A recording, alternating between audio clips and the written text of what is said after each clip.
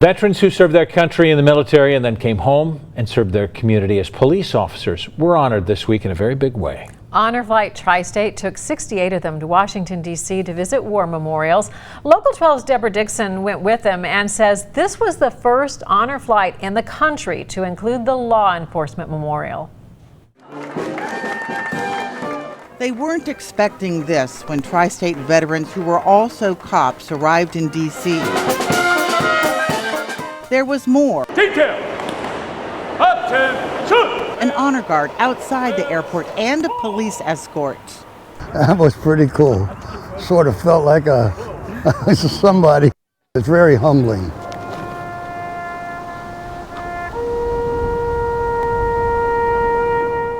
At war memorials, they were invited to be part of ceremonies, such as the changing of the guard at the tomb of the unknown soldier.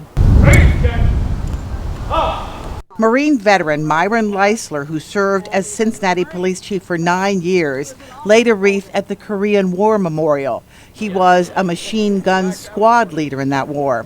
Right shoulder up! But here's why this honor flight is different from any other in the country. The stop here at the Law Enforcement Memorial. There are nearly 22,000 names on the Law Enforcement Memorial wall of law enforcement officers who died on duty since 1791. More than 800 are from Ohio. Each veteran was given a rose to place by the name of an officer on the wall. Row 9. There it is. You Pope and Jeter? Yeah, I didn't realize they put them next to each other. That's cool. Cincinnati police officers Daniel Pope and Ron Jeter died together on duty in 1997.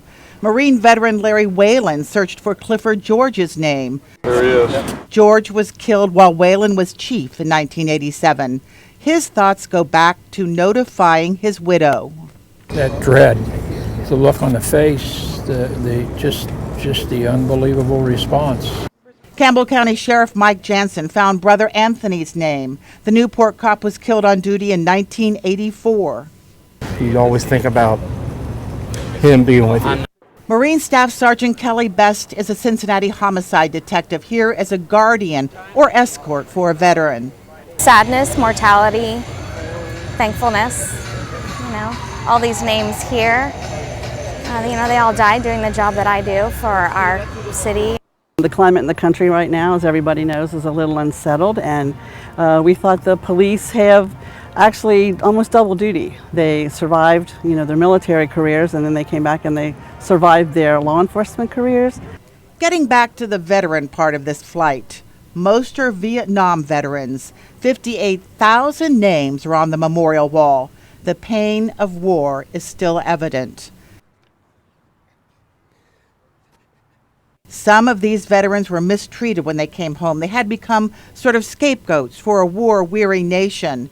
Harry Gilbert served during that war. Then he served as a Cincinnati police officer. He's here with his 2 sons, both in law enforcement. He came to get a rubbing of a relative's name on the wall. Then he reflects on this honor flight. It's like a thank you, and that's something that a lot of guys didn't get.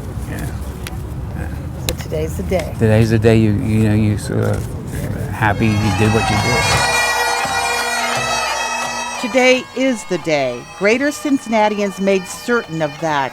An estimated 1,000 people waited for the honor flight's return at the airport.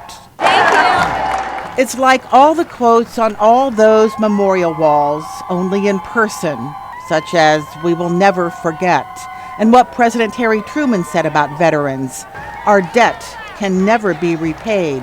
They have earned our undying gratitude." Without a doubt, Honor Flight Tri-State is a nonprofit organization. All events and items it sells, from books to t-shirts, goes to pay for another veteran's flight.